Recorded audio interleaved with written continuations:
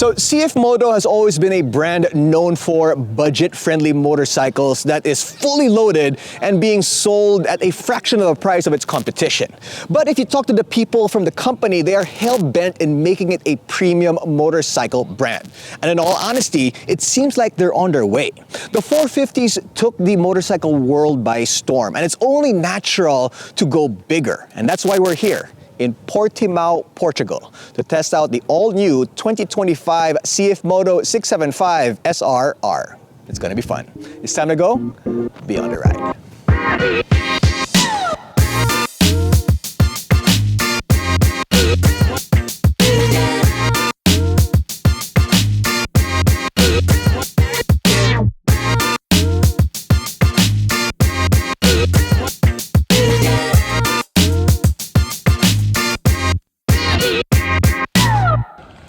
Portimao is part of the Algarve coast in southern Portugal, known for its beautiful beaches, vibrant marina, and some of the most breathtaking coastal landscapes in the world.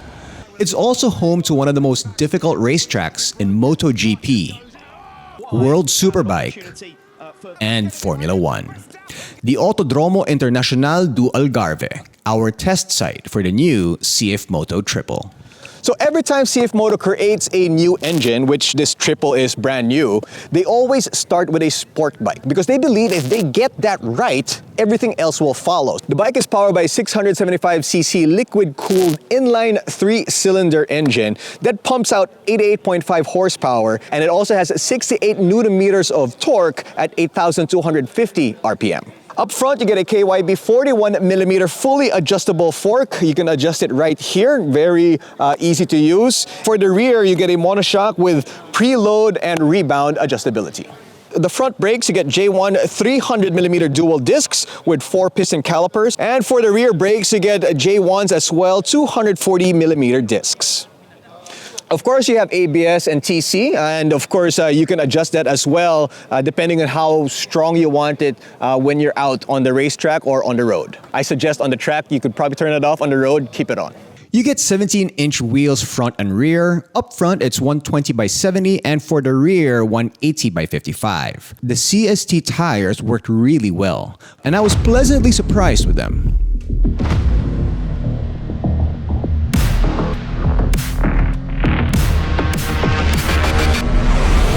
And since we tested the bike out purely on the track, aside from turning off the TC for those who wanted it off, they also took off the side mirrors as well as the steering damper. There was also some slight adjustments with the suspension to make it a little bit stiffer. Nothing out of the ordinary, just stuff you typically would do on a normal track day. Let's start with the looks. The looks of the bike, I actually really like it. In fact, it might be my favorite looking CF Moto. And I'm not a sport bike guy, so that says a lot. It's got the proper lines, it's aggressive. In fact, the face right here, this is very CF Moto, right? It's the old, it's from what we've seen from the SR before. It's got some little winglets right here, these ducts. They did away with a lot of those faux carbon fiber from the smaller versions of the SR, which honestly I actually had issues with. So they kind of took that out with this model, and they were a little bit more serious with it. And I appreciate what they did with this bike because I think it absolutely looks proper. It looks good. The build quality is excellent, and they did a really, really good job with this thing in terms of aesthetics. Of course, it is a sport bike, so you can expect the handlebars to be a little bit lower. It is clip-on. The other sport bikes before, you would see them a little bit raised so that it kind of looks like a sport bike, but it still doesn't have all the ergonomics of a sport bike. But this one does. This is a proper middleweight sport bike. On the track and also enjoy it on the street as well. Now, it does have a 5-inch TFT screen. In all honesty, I did not really notice it too much because I just tested it out on the track. I didn't really get out on the road with this bike. But I mean, I did see my speed. I did see the gear that I was in. But apparently, it also does have a connectivity with your phone so that you can, through the CF Moto app, in case you need the maps, in case you need to mirror and do other things with it. But it's a very good display, and it's very readable as well. Again, On the track, I didn't really focus on it. I was focusing on the road and trying to survive. But it does have that. I mean, it has a lap timer as well. It's very intuitive. The curb weight of the bike is 189 kilograms. That is very manageable in city traffic when you're moving it around the parking lot. That's not an issue whatsoever. It's got a 3-seat heights. The lowest setting is 795. The middle setting is 810 millimeters. And the higher setting is, I believe, 830 millimeters. Now I'm 5'6" with a 764 millimeter inseam. And let's take a look at what that looks like on this bike. And as you can see, not bad whatsoever. Okay, now let's take a look at the ergonomics. As you can see, the rear foot pegs is a little bit high. It is a proper sport bike. And when you're hanging off the bike, the tank shape right here, it's perfect so that you keep your leg locked right here. So the design of it is on point. It absolutely is. And I enjoyed this. I really, really enjoyed this motorcycle. One thing that I do wish that they would add is an up and down quick shifter. As of now, it's only up. The auto blip going down is not yet available, but I think that's something that they can do as an add-on in the aftermarket world. Let's listen to that triple exhaust note, and it does sound really good, to be honest with you. I quite enjoyed it.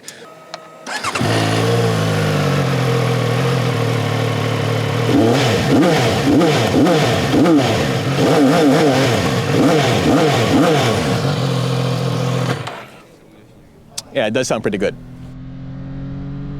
Riding a new bike on a challenging and unfamiliar track was slightly daunting at first. In fact, it took me a while to figure out some of the braking and turning points of the track. But once I got more comfortable, that's when I really enjoyed this machine. It feels solid and planted. The 450 SR still had a few flimsy parts, but this feels proper, more mature, more refined and sophisticated, as you might expect. Considering this is CFMOTO's first triple, it's really impressive. It's not too crazy, but still got enough fun in the bag. Any intermediate rider would be able to use this and truly enjoy it. And more experienced riders can still have loads of fun pushing this to its limits. Hey guys! I watch your channel, so it's really good shit. Cheers, man. How is it, really quickly? It's actually surprisingly good. Yeah. It's a lot better than I thought. It's good. All right, enough. Cheers, man. Looking forward to the video. We had 3 15 to 20 minute sessions with the bike on the track, and I did not feel tired after any of them, considering it's still cramped like a super sport should be. But I felt like I could keep going. The weather was perfect. I'm sure that had something to do with it as well. I've really enjoyed the middleweight category more and more the past couple of years. I guess it's true when you start riding, you keep going up.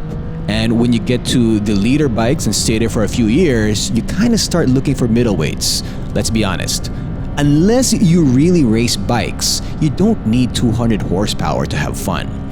Something like this is enough. In fact, I think CF Moto's investment in Moto 2 and Moto 3 has started to pay dividends with this bike.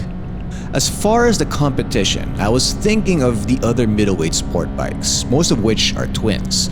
The R7, the Ninja, the Aprilia RS660. Actually, looks-wise, this kind of reminds me of the Aprilia. But the bike that keeps coming back to my mind is another triple, the Triumph Daytona 660.